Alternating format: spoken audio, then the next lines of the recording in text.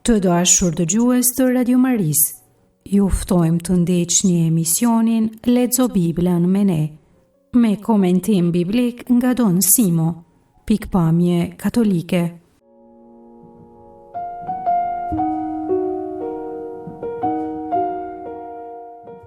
Konsiderojmë sot librin e parë të Mbretërve, kapitullit 17 deri 19, janë pjesë të ciklit të Elis. Cikli i Elis është një cikël mjaft i pasur në shumë aspekte, jo vetëm teologjike e biblike, por edhe shpirtërore. Ne do të përzgjedhim vetëm disa pjesë që na duken më kryesore, edhe pse të themi të vërtetën është vështirë të thuhet cila është atë më kryesore se një tjetër, sepse të gjitha janë të rëndësishme. Sidoqoftë, të shohim të bëjmë atë që është e mundur, sepse nuk mund të bëhet gjithçka. Leximin e tekstit sot e bën Joel Leka nga Kisha Shënkollit në Shkodër, ndërsa katekezen Gasper Marku nga Vlora.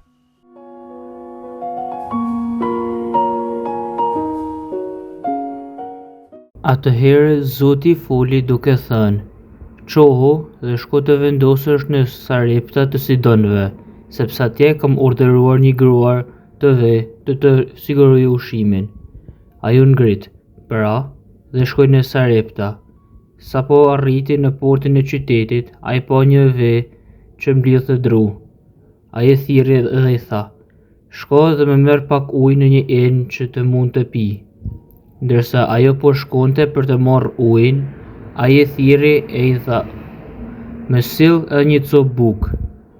Ajo u përgjigj: "Ashtu siç është e vërtetë që rron Zoti, Perëndia yt, bukë nuk kam, por kam vetëm një dorë miell në një enë dhe pak vaj në një çyp. Dhe tani po mbledh 2 copa dru për t'i përgatitur për vete dhe për djalin tim. Do t'i ham dhe pastaj kemi për të vdekur." Elia i tha: "Mos ki frikë, shko dhe bëj si the, po më parë bëj një kulaç të vogël për mua dhe sillma. Pastaj ta bësh për vete dhe për djalin tënd. Sepse kështu thot Zoti, Perëndia e Izraelit: ena miellit nuk do të mbarojë, dhe çypi i vajit nuk do të paksohet deri ditën që Zoti të dërgojë shiun mbi tokë." Kështu, ajo shkoi dhe veproi sipas fjalës së Elias. Dhe kështu hëngër në ajo, Elia dhe gjithë familja e saj për një kohë të gjatë. Ena miellit nuk mbaroi dhe çypi i vajit nuk u paksua, sipas fjalës që Zoti kishte shqiptuar me anë të Elias.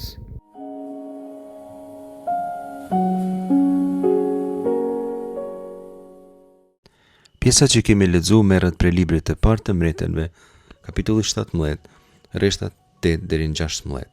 Fillojmë sot ciklin e profetit Elia, një prej profetëve më të njohur ndër profetët e hershëm. E mbani mend në hebraisht i kemi quajtur në vijim Rishonim. Cikli i Elis, Eliahu, quhet ky profet në hebraisht, përfshin këto kapituj. Libri i parë i Mbretërve, kapitulli 17 deri në 19, që sot kemi parasysh, atëherë edhe kapitulli 21, edhe libri i dytë i Mbretërve, kapitulli 1 deri në 2, janë pra plot 6 kapituj, 2 prej cilëve kalojnë edhe në librin e dytë të Mbretërve. Pjesa që kemi lexuar paraqet skenën e gruas në Carfat në hebraisht, ose Sarepta si themi ne zakonisht. Kjo skenë paraqet njëkohësisht mëshirën e Zotit dhe provaninë e tij. Mbreti i Izraelit ishte Ahabi, si e quajmë ne në shqip, dhe Elia kishte shpall thatësin, pra mungesë shinash si gjykim hyjnor. Tek rreshti i parë, kapitullit 17, lexojmë: Imjehje Hashanim Haele Tal Umatar. Në ato vite nuk do të jetë as ves as shi, s'do të ketë pra as ves as shi. Pas kësaj, prej frikës nga hakmarrja mbretit, profeti ishte fshehur në një lum të afër një lumit, kapitulli 17, rreshta 2 deri në 7, ku korbi e ushqente, por lumi u tha, sikurse parashikonim, për arsye të thatësinës. Zoti e dërgon profetin në Carfat. Edhe rëndësia teologjike e tekstit është e rëndësishme. Carfat ndodhej në territorin Sirofenikas, afër Sidonit, qytetit origjinal të Jezabela, pra grua së mbretit. Zoti e dërgon profetin e tij në territorin e armikut, jo vetëm të tij, por edhe të beslidhjes së Zotit. Atje edhe kujdeset për të, Një grua e varfër e merr në kujdes. Këtu menjëherë gjejmë një mësim. Zoti i Izraelit vepron edhe në Sareptat e Sidonit, aty ku pakush kujdeset për mësimin e tij.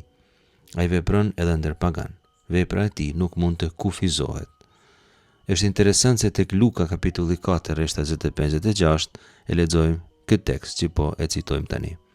Për të vërtetë është Jezusi duke folur, pra po ju them, në kohën e Elis profet, kur qielli u ndry për 3 vjet e 6 muaj dhe u bë uri e madhe në mar dheun, ishin shumë vejusha në Izrael dhe të asnjëra ndër to nuk u dërgua Elia përveç të vejusha në Sarept të Sidonis. Elin e ka ushqyer një vejush shumë e varfër. Kush nuk ka pas as për vete, ka ofruar ushqim për profetin e Zotit. Ky është kuptimi i mësimit Jezusit, por t'ja hedhim një sy tekstit edhe një herë. Fjala e Zotit vjen mbi profetin, Dëvar Adonai Elav. Fjala e Zotit ishte mbi të. Vetëm këtë qëllim ka profeti ta dëgjoj dhe ta zbatoj fjalën e Zotit, ta pranoj fjalën e Zotit. Kum, leh Carfata, asher lë Sidon. Qonë kam, shko në Carfat që është në Sidon, që është qytet i Sidonit. Kum, leh, qonë kam dhe ec, është urdhër i qartë që nuk vihet në diskutim. E gjem edhe në raste tjera, për shembull të Zanafila 12:1, kemi thirrjen e Abrahamit. Zoti i tha Abrahamit, dil prej vendit tanë dhe prej vllazërisë sate, prej shtëpisë së babës tënë në drejtim të një vendi që do të ta tregoj. Pra, çou dhe ec. Kum leh. Gjithashtu te libri i gjyqtarëve kapitulli 7 rreshti 9, urdhri që Zoti në Gjedeonit, gjyqtarit, e kemi lexuar, thot kështu: po këtë natë Zoti i tha Gjedeonit, çohu e zbrit në fushim, sepse i kam lëshuar në duart e tua. Kum leh. Theksi i Sarepta, që është Asher lë Sidon, vendi pra qyteti ku dërgohet Elia, që i përket Sidonit, është gjithashtu një theksim që ka një rëndësi. Carfat është jashtë kufive të Izraelit, brenda mbretërisë nga e cila vinte Jezabel, sikur se thame. Zoti e dërgon Eliahu, Elin, pikërisht atje, por profeti nuk duhet ketë frikë sepse Zoti është me të. Kjo është zgjidhja që Zoti i jep. Hine civiti sham isha almana lë khal khleha. I kam urdhruar një vejushe të ushqej, fjalë për fjalë. 3 element kanë rëndësi teologjike këtu. E para, civiti, unë kam urdhruar. Zoti ka vepruar para se Eliahu të bëj asgjë. Ky është një shembull konkret i veprës së provanisë hyjnore. Zoti ka organizuar ai vetë strehimin dhe ushqimin e profetit para se profeti ta di. Temën e provanisë hyjnore që të gjithë e kemi për zemër, sidomos në krishtërim, do ta takojmë shpesh pra tek profetet. E dyta, kjo grua ishte Isha Almana, ishte vejush. Vejushat ishin bashkë me jetimat kategoritë e personave me të varfër dhe me të dobët në botën biblike, me delikat sepse s'kishte kushtu dilë të Zot. Vejusha ishte pa bashkëshort, pa mbrojtës ligjor në rast nevoje, pa burim të qëndrueshëm të ardhurash. E kemi parë shembullin e Rutës e të Naomit për këtë temë. Kurse Zoti zgjedh të kujdeset për profetin, dikush që ka nevojë vetë për kujdesin e tjerëve. Me bujarësht në kujdesje për tjetrin, dikush që e di çka është nevoja për tjetrin, dhe dikush vlerëson ndihmën që i është dhënë ose që jepet. Këta janë njerëzit e falënderueshëm. Ata janë njerëzit që dinë të thonë faleminderit dhe nuk e harrojnë nderën e fituar prej tjetrit. Zoti e ka urdhëruar lë khal khleha, që të ushqej, që të mbaj. Folja kul këtu në PL për ata që kanë studiuar hebraisht vjen prej rënjes kilkel, dhe do me thënë me ushqye, me siguru, me mbajt personin. Përdoret kjo folje për shembull tek Zanafila kapitulli 47 rreshti 12, kur faraoni ushqen Jozefin në Egjipt. Kjo grua do ta mbaj profetin, do ta ushqej. Thot rreshti 10, vë kam vajeleh, u ngrit dhe shkoj. Profeti Elia, pra ai është i bindun, me një herë ngrihet në këmbë. Kemi këtu sistemin urdhër zbatim. nuk ka vones, nuk ka pyetje. Kështu bën për shembull Zanafila kapitulli 12 rreshti 4, Vajelech Avram, Abrahami shkoi, Zoti i tha, çou dhe ec, Abrahami u çua dhe eci. Tek profeti tjerë gjejmë të njëjtin zbatim të menjëhershëm të urdhrave hyjnore. Gruaja po mlill të dru, thot teksti, profeti e gjen gruan në përditshmërinë e jetës së saj, pikërisht aty shfaqet provania e Zotit në jetën e përditshme. Fakti se ajo po mlill të dru tregon veprim të përditshëm, sepse drut duhen përdit. Është një mund që s'kryen kurrë, një herë për gjithmonë, është një sinjal i varfërisë absolute. Copa drunit po mlillte disa gjëra që të varfrit ndoshta i kishin shumë të rëndësishme, ndërsa të pasurit as nuk e konsideronin, as nuk i mlillnin as pak. Është shumë interesante qëndrimi në Nënës Tereze për shembull mbi këtë çështje. Ajo duke theksuar nevojën e kujdesit për të varfrit, ka qitë në pa këtë element esencial të krishterimit. Ndihma e tjetrit nuk është thjesht një detyrë humane, por edhe shoqërore e sidomos fetare. Nëpërmjet ndihmës konkrete tregohet provania e Zotit. Elia i lyp pak ujë asaj, jo ushqim, me atë majim, thot ai, pak ujë. S'kishte faj, e kishte marrë etja, ishte thatësin. Thatësina ishte problemi kryesor, dinte profeti se ajo nuk kishte, prandaj kërkoi pak. Masandej lypi edhe pak buk, kishte edhe uri profeti, por edhe dinte çka i kishte thënë Zoti. Ishte shumë e varfër vejusha, nuk ishte as për vete e për djalin e saj, por Elia dinte se aq ushqim mund ta gjente. Pat lechem në hebraisht, një copë buke krejt e vogël, një dromc buke. Pat është një dajfolje, tregon diçka shumë të vogël, një thërim pikrisht. Ajo nuk ishte as aq, Elia dinte se Zoti do të kujdesej. Ajo u përgjigj pasha Zotin, hyjin tënd, unë nuk kam buk, por vetëm një grusht miell në tinar dhe pak vaj në qyp. Ja po i mlell 2-3 dru, e do të shkoj në shtëpi për ta gatuar për mua e për djalin tim, do ta ham e do të vdesim. Ajo betohet solemnisht, Chai Adonai, pasha Zotin e gjallë, dhe kur betohet solemnisht shton një fjalë të rëndësishme, Elohecha, Zotin tënd. Gruaja e identifikon Zotin si Zotin e Elis, por jo si Zotin e saj. Ajo është sidonase dhe tregon respekt për fenë e Elis, por ajo nuk ka buk të pjekun. Ajo ka një grusht miell në tinar, edhe pak voj në qyp, krejt pak, pra voj e miell, shumë pak miell edhe me pak vaj. 2 copa druri, thot ajo, sa për të gatuar një herë do t'i mlell dhe në mendjet saj do të mjaftojnë sa për të ngrënë një herë. Rreshti 13 është një orakull shpëtimi për i kësaj frike të madhe që ka gruaja. Ajo thot se do të ham sa kemi dhe pastaj të gjithë do të vdesim nga uria.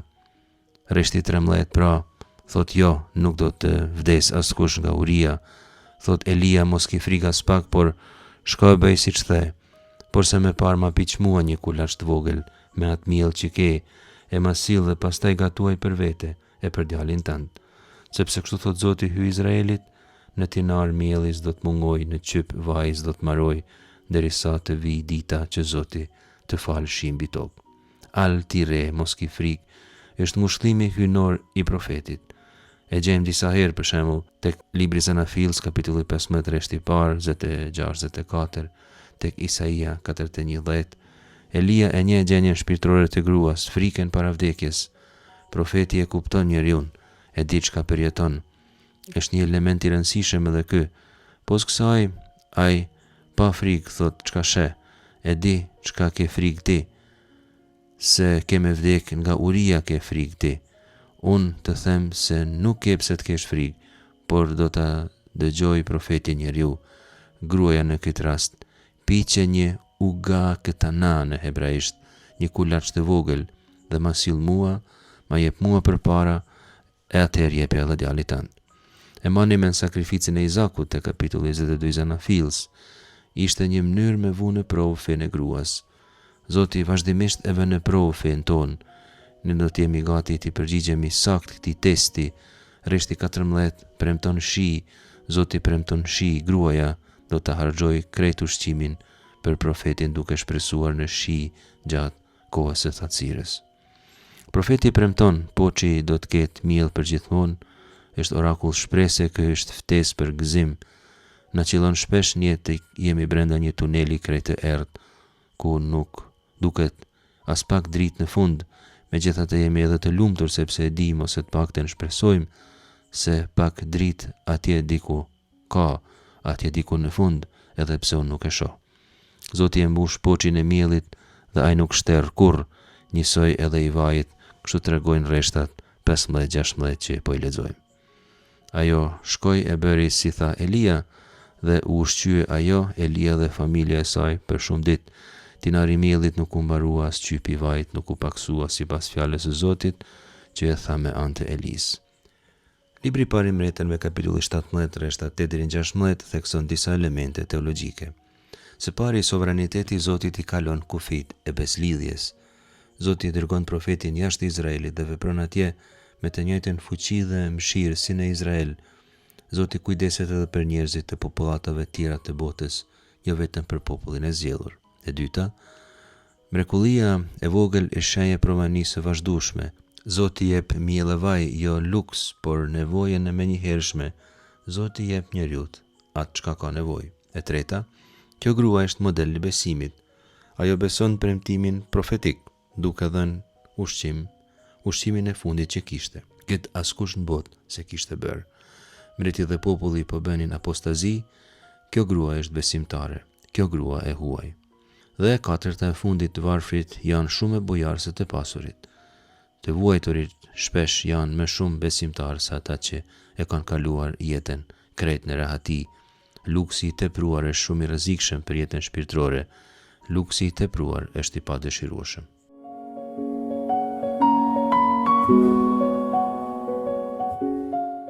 Kështu, Ashabi dërgoi e thirrri tërë bijtë e Izraelit dhe i mblodhi profetët në malin Karmel.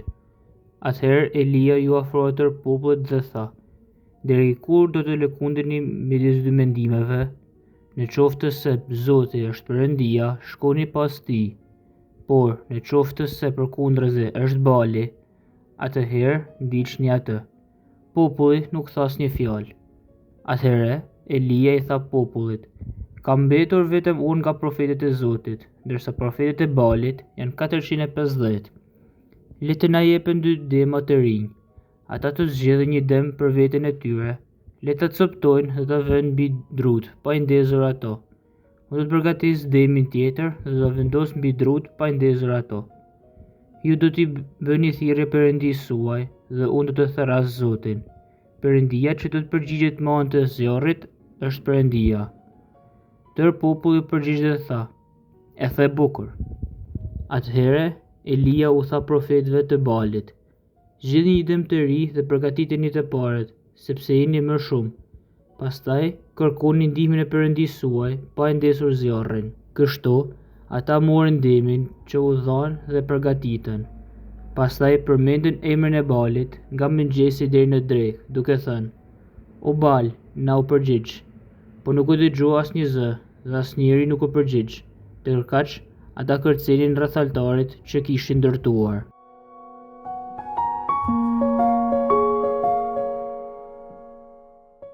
Libri i parë i Mbretërve kapitulli 18 rreshtat 20-26 ndodhet në zemër të ciklit të Elis. Është sfida e malit Karmelit që sapo lexuam. Pas 3 vitesh thatësirë Zoti kishte urdhëruar Elis të shkonte tek Ahav, te vetë mbreti, kapitulli 18 rreshti i parë. Kjo skenë është ballafaqimi më i madh në gjithë besëlidhjen e vjetër midis Zotit dhe Baalit. Ballafaqimi është konkret, jo as filozofik as teologjik. Ahabi dhe Jezebela kishin instaluar kultin e Baalit në Izrael, këtë tregon kapitulli 16 rreshta 31-33. Eliahu, pra Elia, kishte qenë fshehur 3 vjet, tani kthehet me sfidë frontale. Se do të ndodhë një betejë Edim, nuk dihet akoma kush do të fitojë. Si ndodh beteja Edim, do të theksojmë vetëm disa elemente esenciale sepse këto nuk ka nevojë ta përsërisim tregimin edhe një herë. Rreshti 20 thotë se Ahabi dërgoi tek të gjithë bijtë e Izraelit dhe mblodhi profetet mbi malin e Karmelit. Ha Karmel, mali Karmelit ndodhet në perëndim të Izraelit pra afër detit Mesdhe. Eliahu ju afrua gjithë popullit dhe i tha: deri kur do të ecni mbi të dyja kofsht? Nëse Zoti është hyni, ecni pas tij, nëse Baali, ecni pas tij. Populli nuk i dha asnjë përgjigje. Deri kur, pyet Elia, do të çaloni në të dyja kantë? Ne e kemi përkthyer do të ecni në të dyja kofsht. Ka zakonisht dy shpjegime kjo pyetje e Elis. Shpjegimi i parë është se ai po bën një lëvizje jo të qëndrueshme, dhe shpjegimi i dytë është kalimin nga një këmbë te tjetra. Gjithashtu është një lëvizje që është pa qëndrueshmëri, është lëvizja midis dy pozicioneve pa zgjedhur asnjërin, është tipike e personit që nuk është as këtu as aty, e personit që nuk është askund. Është rrezik serioz ky të jetë njeriu pak a shumë gjithkund e në fakt mos jetë askund. Nuk është e mundur të ecet në të dyja kofsht njëkohësisht. Jo duhet të zgjidhni cilin Zot doni ta ndiqni, hyjin e Izraelit apo Baalin. Ka alternativë, njeriu duhet të zgjedh. Eliahu nuk ofron rrugë të tretë, nuk ka tolerancë këtu në këtë pikë, ose Adonai, ose Baal. Kjo është karakteristike e teologjisë monoteiste, nuk mund të jesh besnik ndaj dy zotave për një herit, por populli nuk jep përgjigje. Këtë thekson teksti. Rreshti 22 shpreh vetminë e profetit në vendin e huaj. Kush e njeh Zotin e di, e ndjen vetminë, e ndjen që miqt e shokët e kanë harruar. Atëherë Elia vazhdoi: i vetmi kam metur unë si profeti i Zotit, kurse profetet e Baalit janë 450 vetë. Do ta themi edhe herëve tjera, profeti është i vetëm, por kjo shpesh është shenjë pastërtisë së mesazhit të tij. Edhe Jezusi do të metet vetëm kur do ta arrestojnë, por në këtë vetmi, me lirinë dhe me vullnetin e tij, ai ballafaqohet me ata që ja marrin jetën. Vetmia është sakrificë që e ndjen profeti, por është sakrificë e bekuar. 450 burra janë profetë të Baalit. Fizikisht është e pamundur të ballafaqohen 450 vetë. Një njeri vetëm nuk mund të dalë ballë atyre, por Zoti i korr fitoret për të vetet. Zoti mund të bëjë gjithçka. Të gjithëve na ndodh të korrim fitore ku na është dukur para se çdo tentativë për fitore është e kot. Dhe kemi arritur fitore sepse Zoti na ka ndihmuar. Kemi dëgjuar sa herë historinë. Elia ironizon, tallet me profetë e Baalit, u thot se ndoshta Zoti i tyre ishte i lodhur ose i zon me punë tjera ose se fle. U thot që ata të bërtasin më shumë. Edhe kjo është karakteristike, profeti është ironik, ai flet haptas, ai poshtron zotat e paganëve dhe i merr në lojë. Nga ana teologjike, libri i parë mbretën me kapitulli 18, rrethtat 20-26, ka rëndësi të veçantë. Së pari, kush është Zoti i vërtet, tregohet në fakte konkrete, jo me fjalë, jo me teori, por me sukses. Zoti vepron dhe veprimtaria e tij është e dukshme, është e suksesshme, mund të thirret me emën, fitoria merr një emën. Rreziku në për cilin njeriu kalon është ta shndrojë fen në koncepte, që sado të sakta qofshin nuk kanë të përbashkët asgjë me fen, sepse konceptet mesin në botën e ideve.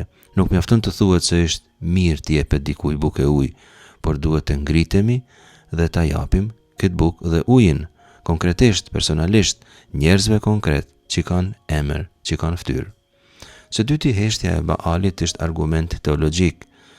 Nuk kishte zë dhe nuk ka kush të përgjigjet. Baali nuk hesht sepse është indiferent, por sepse nuk ekziston. Profeti Isaia e elaboron mjaft këtë element teologjik, pra se zotat e paganëve nuk flasin dhe nuk flasin sepse nuk ekzistojnë. Isaia 40, rreshtat 18-20, Isaia 44, rreshtat 9-20, Isaia 46, rreshtat 5-7, e gjejmë këtë element edhe tek psalmet 115 dhe 135. Së treti, cili është mësimi për lexuesin? Lexuesi është i ftuar të dallojë idhujt në jetën e vet, të di mirë edhe cilët prej tyre janë më të rrezikshmit dhe t'i largojë prej jetës. Njeriu ndodhet para zgjedhjes. Ai Zotin do të zgjedh.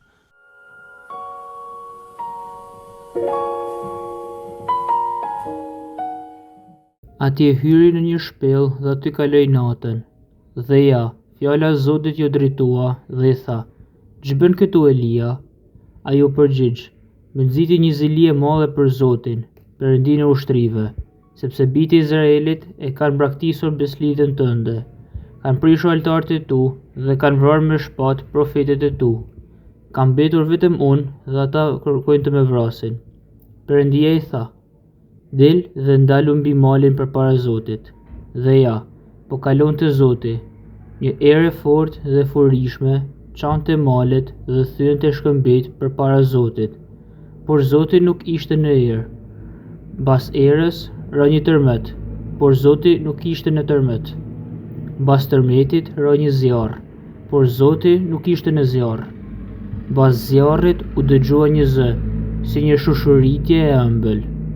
Sa e dëgjoi këtë, Elia e mbuloi fytyrën me mantelin, doli dhe u ndal në hyrje të shpellës. Dhe ja, një zë i tha: "Ç'bën aty Elia?"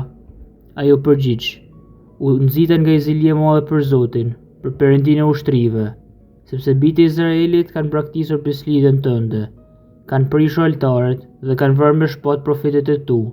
Kam mbetur vetëm unë dhe ata përpiqen të më vrasin."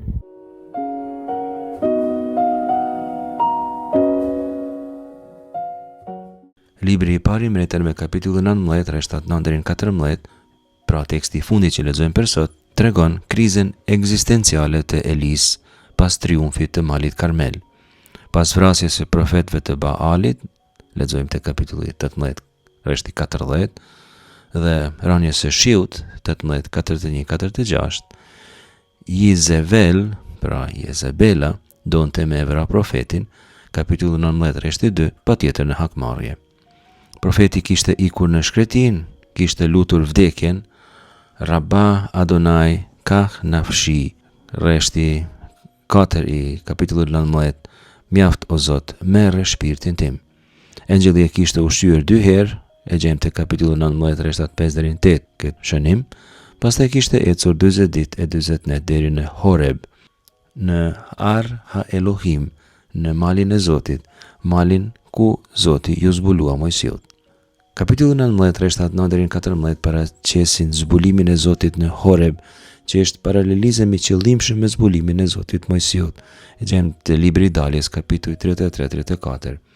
E njëjti mal ishte njëjta shpellë, e njëjta pyetje hyjnore, e njëjta shfaqje e qëndrimit hyjnor, cilat janë elementet specifike të këtij tregimi. Rreshti 9 thotë se si arriti atje, natën e kaloi në shpellë dhe ja ju drejtua fjala e Zotit, e i tha: "Çka bën këtu Eli?" Aty te shpella, vëhine dëvar Adonai Elav, fjala e Zotit erdhi mbi te.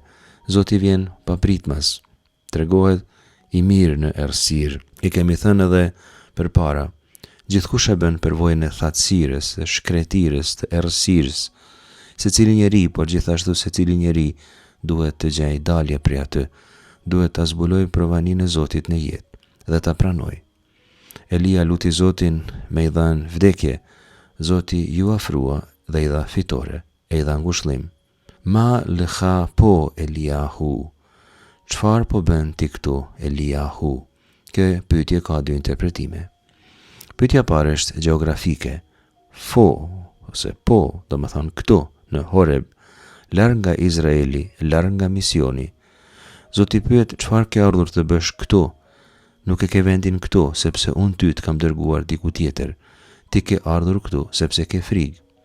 Ti nuk je në vendin ku duhet të jesh.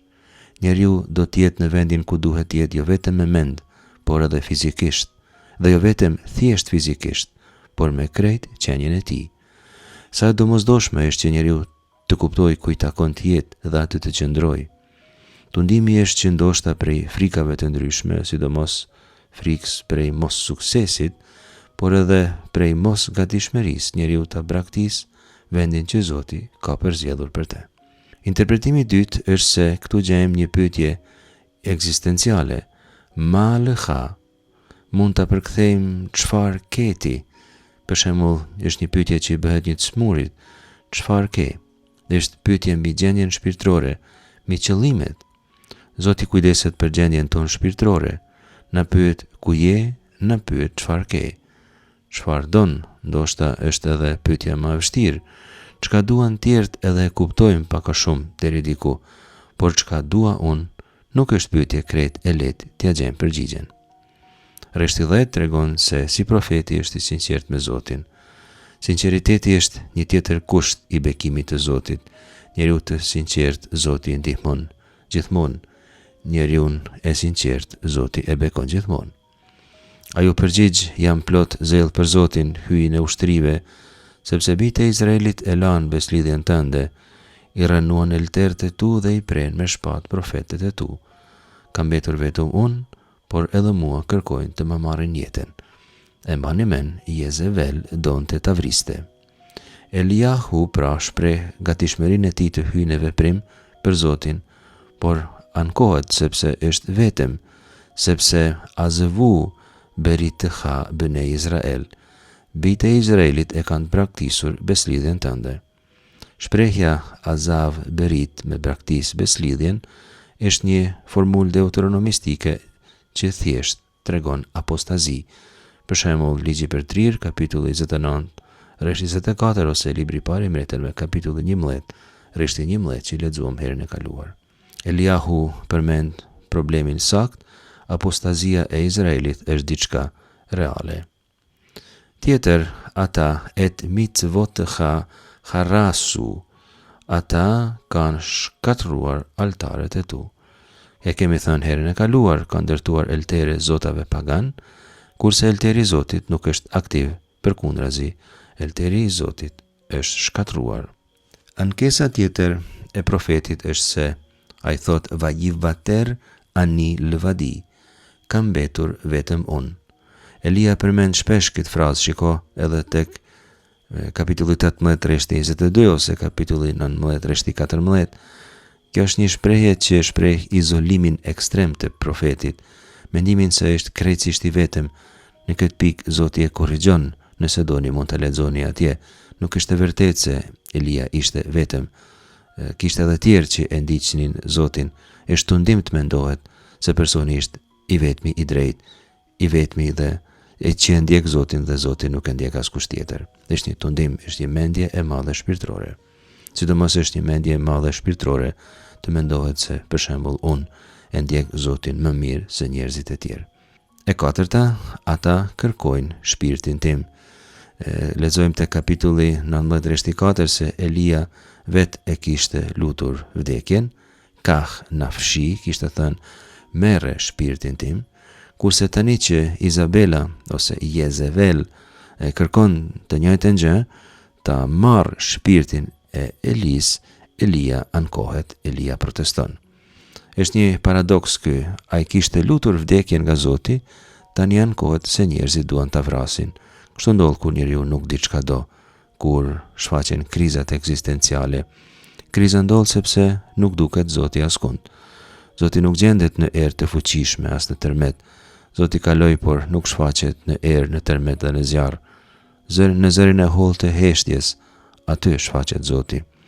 Ky është një tregim shumë i thellë shpirtëror, por tani nuk është rasti të futemi aq e thellë në elemente shpirtërore, por ajo që mund të theksojmë është se pikrisht në atë heshtje do ta kërkojmë dhe do ta gjejmë Zotin, në qetësinë e jetës, në paqë, në atë ambient jetësor ku shpirti ndjen rehati. Nuk është e lehtë arrihet rehatia e shpirtit sepse ai është delikat, është i ndjeshëm, shpirti jonë është si fëmia, ka nevojë për kujdes të madh. Dhe nëse kujdesemi për te, ai na e kthen nderën me satisfaksion të madh shpirtëror, jetësor, sepse na ofron liri. Dhe liria, e dim, vjen prej shpirtit, është çështje e brendshme e shpirtit.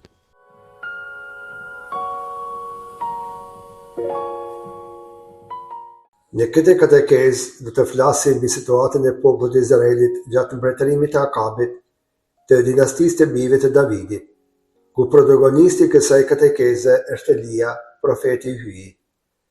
Populli i Izraelit e la fen e të parëve të vet, i la ligjet dhe rregulloret e Zotit, me katërën duke adhuruar Balin dhe elteret e tij. Çmenduria e Akabit dhe Jezabelës arritën në atë pikë sa vrante gjithë profetët e Zotit. Njeriu në përgjithësi nuk e ka të vështirë të bjerë në mëkat. aq më shumë ata që kanë pushtet të fuqishëm si krerët e shteteve, mbretërit dhe të tjerë. Për mendimin tim, mëkati më rrezikshëm dhe më i rëndi është krenaria, se ndoshta dikush nuk e quan as mëkat e nënvlerësojnë atë. Ky mëkat është mëkati i verbërisë, nuk të lejon me pa me sytë e shpirtit. Shpirti i personit krenar është në errësirë. Nuk arrin të shikojë brenda vetë zemrës së tij dhe zemra e tij është plot errësirë dhe vazhdon pa ndërprerje rrugën e mëkatit, duke u larguar krejtësisht nga Zoti. Ashtu sikurse një i verbër që mendon se është në rrugë dhe vazhdon të eci, dhe ai në fakt e ka lënë rrugën e vërtet dhe ecën jashtë saj dhe rrezikon të bjerë në një humner. Çdo mëkat tjetër, qofshin edhe mëkatet e rënda mortore, njeriu i thjesht arrin ta shikojë zemrën e vet dhe i drejtohet Zotit për mëshirë.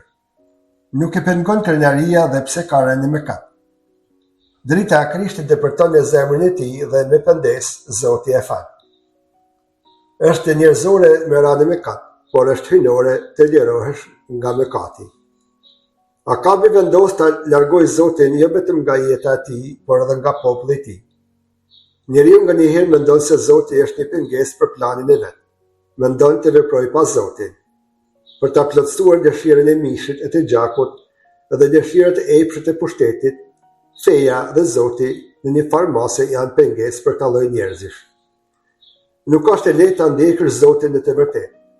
Me Zotin duhet të jemi të drejtë. Nuk ka rrugë të mesme, o me Zotin a kundra tij. Edhe Akabi kështu mendon, të jeti i pavarur nga Zoti, që të jeti i lirë për të bërë të keqen në sytë e Zotit, për të vrarë dhe për të grabitur. Por Zoti kur nuk e harron popullin e vet. Sikur nana që qëndron te koka fëmijës kur ka të sëmur, ashtu Zoti qëndron pranë popullit të tij gjithherë edhe kur ka mëkatuar. Ai kujdeset dhe vepron nëpërmjet njerëzve të shenjtë dhe profetëve. Elia, një ndër profetët e famshëm të beslidhjes së vjetër, Zoti i jep një mision të rëndësishëm për shpëtimin e popullit të vet. Elia dhe gjithë profetët e tjerë nuk e kanë të lehtë të shkojnë para mbretërve dhe udhëheqësve të ndryshëm për t'i lajmëruar kur ata janë në kulmin e arrogancës së tyre me Zotin, për të qortuar. Elia, edhe pse një njeri i hyjit, i fort në fe dhe besnik ndaj Zotit, largohen nga frika se mbretja Akab mund ta vriste. Në Jeruzalem nuk ishte tjetër profet se Jezabela i kishte vrarë të gjithë profetët e Zotit. Elia nuk ishte thjesht një korrier, vetëm për të dërguar një post apo një letër, por ishte njeriu i hyjit dhe fliste në emër të Zotit. Fjalët e tija ishin shumë të forta, qortime shumë të rrepta deri në vdekjen e mbretit, prandaj klasa politike i vriste profetët. Në kapitullin 17 rreshti i parë thotë: Pasha Zotin Perëndin e Izraelit, të cilit i shërbej gjatë këtyre viteve, nuk do të berë as ves as shi përveç se po të them unë. Ky ishte ndëshkimi shumë i rëndë që Zoti ja bënte Akabit. Të vuash nga thatësira është vujtje, uri, sepse uji është jeta e njeriu. Zoti e lajmëron Elin që të largohen nga vendbanimi i tij për arsye sigurie. Elia ka lënë nëpërmjet dy shkallëve të vështirësisë. E para është kur Elia ushqehet nga korbat, do t'i sjellën bukë dhe mish. Kjo është shumë interesante dhe e çuditshme. Korbat janë shpend grabiqar. Ato grabisin ushqimin dhe jo t'ia sjellin njeriu për ta ushqyer. E në këtë rast korbat bëhen bojar me Elin. Në episodin e dytë, kur shtëron uji i përrojt, Eli Zoti thot të shkojnë në Sarep të Sidonasve, të një vejush për të ushqyer atje. Kjo vejush ishte shumë e varfër. Thatësira për disa vite rresht ishte sjellë shumë varfëri në familjet e forta dhe të pasura e jo më të një vejush. Kjo vejush bashkë me të birin jetim ishin drejt vdekjes. Nuk ishin ushqim për të jetuar. Njeriu kur nuk ushqehet vdes. Është një ligj natyror. Edhe në këtë rast Zoti është i pakuptueshëm. Pse? A nuk ishte mundësi Zoti ta çonte profetin të një familje e pasur? Elia të qëndronte atje pa problem dhe Zoti të ishte i qetë. Vejusha jetimi i varfri janë provania e Zotit, e bojarisë, besnikërisë dhe dashurisë së tij. Këta janë miqtë e Zotit.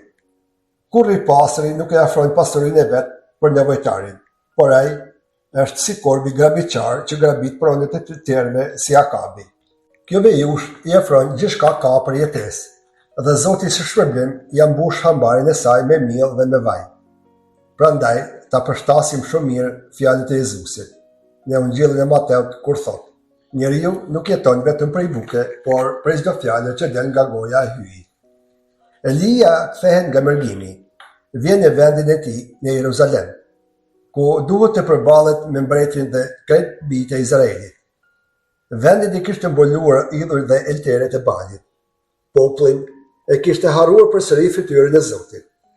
Ndoshta çdo person pyet në mendjen e tij: si ka mundësi ky popull që ka përjetuar të gjitha këto të mira nga hyi e harron atë dhe e tradhton me idhuj? Kjo është një pyetje për të gjithë ne si të krishterë. Nuk e di, ndoshta dikush nuk e ka kuptuar akoma imazhin e Zotit. Kush është Zoti i vërtet? A kam një perceptim për të, apo kam vetëm iluzione? Atëherë, njeriu kur nuk e ka një vizion se kush është Zoti i vërtet, ai bën lehtë në idhëtari. Zoti është hyj gjallë që krijoi qiellin dhe tokën, me gjithë çfarë gjendet në qiell dhe me gjithçka gjendet në tokë. Ai ishte para se të krijojë tokën dhe qiellin. Është dhe do të jetë deri në amshir, përjetësisht. Ai na zbuluar në besillën e vjetër Javeu, ku ju ka folur patriarkëve dhe profetëve me shenja dhe me mrekulli. Me në fundeve na ka folur me anën e birit të tij Jezusit. Ky na zbuloi Zotin Trinit, Atin, Birin dhe Shpirtin Shenjtë, një Zot i vetëm. Në Ungjillin e Gjonit lexoj: unë dhe Ati jemi një. Ne hyj vetëm në 3 persona hyjnor. Ati është krijuesi, Biri shëlbuesi dhe Shpirti Shenjtë është fryma, ose shpirti i Atit dhe i Birit, që vepron në kish nëpërmjet sakramenteve që janë mjetet e shërbimit. Ky është një Zot i gjallë dhe një Zot i vetëm, për të gjithë gjininë njerëzore. Nuk ka një Zot tjetër nën këtë kupë të qiellit. Edhe për besimet e tjera është i njëjti hyj, por për ne të krishterëve na është zbuluar dhe është mishruar me kishën e tij dhe është bërë një trup i vetëm. Në pakëzim çdo i krishter është bashkuar në mënyrë mistike me Zotin Trinit.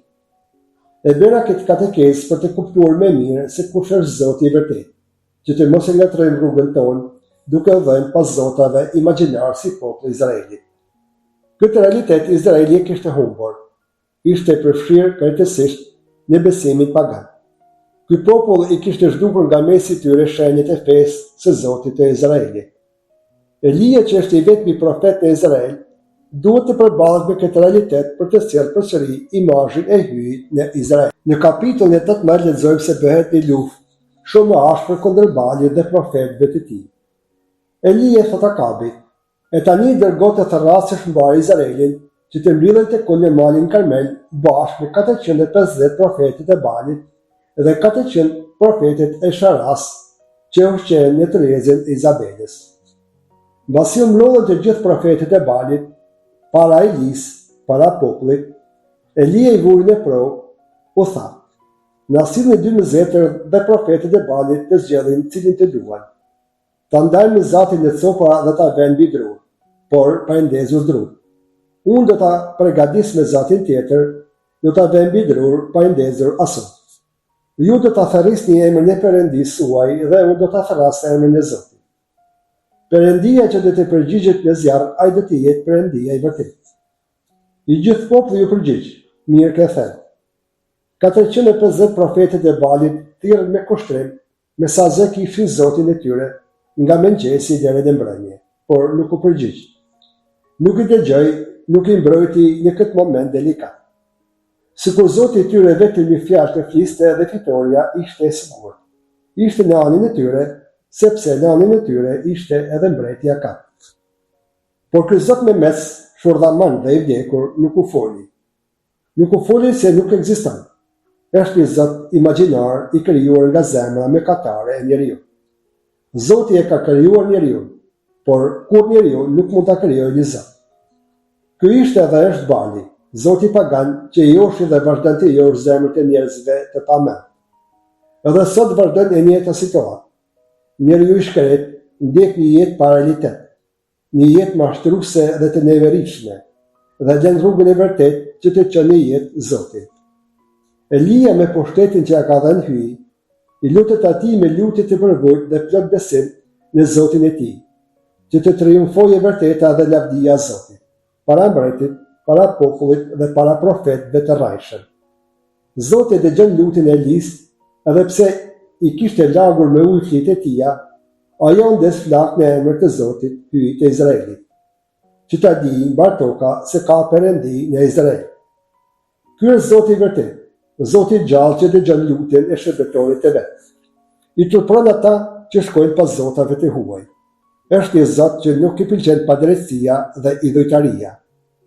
Elia, profeti i Zotit, pasi e mbari lutjen dhe flinë para Zotit të vet, dha urdhër që të vreten të gjithë profetët e Balit, të shkullin dhe të shkatërronin të gjithë alteret e tyre, të çrënjoset e keqe nga mesi i popullit dhe të fillojë jetë e re në hyjin e Izraelit. Izraeli vunte nga mjerimi dhe shkretëtira e Balit nga njëra anë dhe nga ana tjetër nga thatësira që shurdite që s'kishte rashi mbi to. Ky ishte një dëshkim nga Zoti kur ti e braktis Zotin dhe ai e respekton të drejtën tënde. Ky ishte një mëkat kolektiv dhe dënimi ishte kolektiv. Ti atëherë do të jetosh pa të dhe vetëm me forcën e tua. Forca jonë pa Zotin nuk është asgjë. Ai është autori i jetës, ai dhuron njeriu gjërat e domosdoshme për jetesë, si arin, diellin, ujin, tokën dhe gjithçka që kemi nevojë. Atëherë si jetohet pa Zotin? Vetëm mendja njerëzore e pakuptueshme mund ta thotë këtë. Elia u gjit në malin e Karmelit, ju lut me fytyrë për dhe i kërkoi Virgjës Mari të lëshojë shiun mbi to. Edhe pse jemi akoma larg nga beslidhja e re, edhe pse Zoja Mari nuk ishte lindur akoma, por i marri sa ju duke lisë në qiell. Ajo reja e vogël e bardhë simbolizon Virgjën hirplote. Ajo është autorja që lidh shëlbusin që sjell hirin e Zotit mbi to. Kjo reja e bardhë e vogël është ngarkuar e zanën, plotë për plot me ujin e jetës, me ujin e gjallë. Nuk vale shumë dhe Zoti lëshoi shiun mbi tokën e shkërbuar nga thatësira. Izraelit ju rikthye jeta se uji është jeta e njeriu, ashtu si dielli dhe ajri. Krishti është plotësia. Ky atë e ka kryer planin e shpëtimit ndaj njeriu me birin e tij Jezusin. Njeriu që i besohet Krishtit si Zoti i vërtet dhe merr pjesë në liturgjinë e kishës dhe bashkohet në mënyrë sakramentale me të, është i shënduar. Jo gjithmonë ndodh kështu. Njeriu zgjedh nga njëherë një rrugë të gabuar, sikurse populli i Izraelit. Bali është edhe sot në kohët moderne një problem dhe një tundim edhe në kishën e shenjtë. Shumë besimtarë nuk e kanë një fe të thellë shpirtërore, por një fe natyrore devocionale. Një fe që nuk del nga zemra me takim personal me Krishtin, por një fe e jashtme që ka nevojë për të prekur me dorë dhe për të parë me sy të trupit. Para se ta mbyll dua të theksoj një episod shumë të rëndësishëm në kapitullin 19 rreshti 4. Vetë mori rrugën e shkretëtirës dhe udhëtoi një ditë. Pastaj u ndal dhe ul në një dëllim. I kërkoi Zotit të vdiste e i tha: "Mjafto Zot, marr ma jetën, se nuk jam më i mirë se të parët e mi." Pa pritur e preku një engjëll e i tha: "Qohu e ha." Elia u qua të shoh dhe ja, te koka ishte një kolaç i pjekur në thëngji dhe një katror me ujë. Elia hengri e piu dhe pastaj u shtroi sërish. Engjëlli i Zotit u kthye përsëri, e preku Elin e i tha: "Qohu e ha, se ke rrugë të gjatë për të bërë." Elia u qua dhe hengri e piu. Me forcën që i dha ushqimi, eci 40 ditë e 40 netë, derisa mbërriti në malin e Perëndisë në Horeb. Në këtë pjesë shumë të bukur të këtij kapitulli, kemi një Eli të lodhur nga jeta dhe kërkon Zotit vdekjen e tij. Por për Zotin nuk është një lutje e drejtë. Ai nuk e ka vendosur me ja dëgju këtë herë lutjen e Elis. Zoti nëpërmjet engjëllit të tij i ofron Elis bukë dhe ujë, dy ushqimet bazë për jetën e njeriu. Zoti ja përmbys planin e Elis. Ai ka një plan tjetër, nuk duhet të vdes. Ka rrugë të gjatë për të bërë. Elia pasi hengri dhe piu nga kjo shujë qellore, mori fuqi. U nis për udhëtim 40 ditë dhe arriti në malin Horeb. Kjo është historia e Elis, por është edhe historia jonë. Sa herë jemi ja kemi kërkuar Zotit edhe ne vdekjen tonë. Sa herë kemi thënë o Zot, nuk mundem më. Nuk kam më fuqi.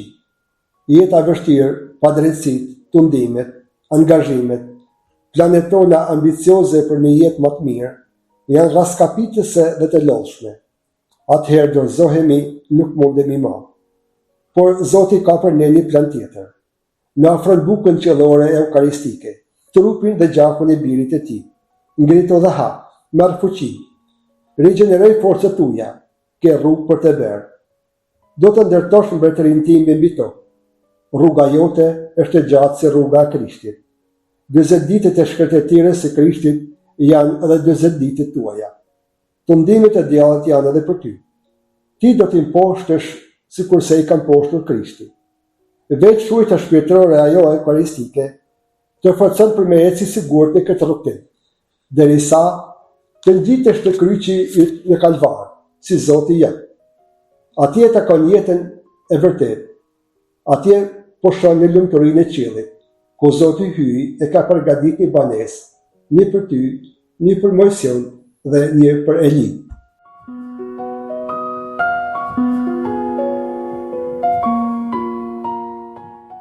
Në takimin e ardhshëm Lexo Biblën me ne do ta përfundojmë leximin e pjesëve të librit të parë të mbretërve, do të lexojmë pjesë prej kapitujve 20 deri në 22. Nëse doni, lexoni te shtëpia sepse do t'i kuptoni më mirë. Sa për sot ju falenderojmë për vëmendjen tuaj. Zoti ju bekoftë të gjithëve.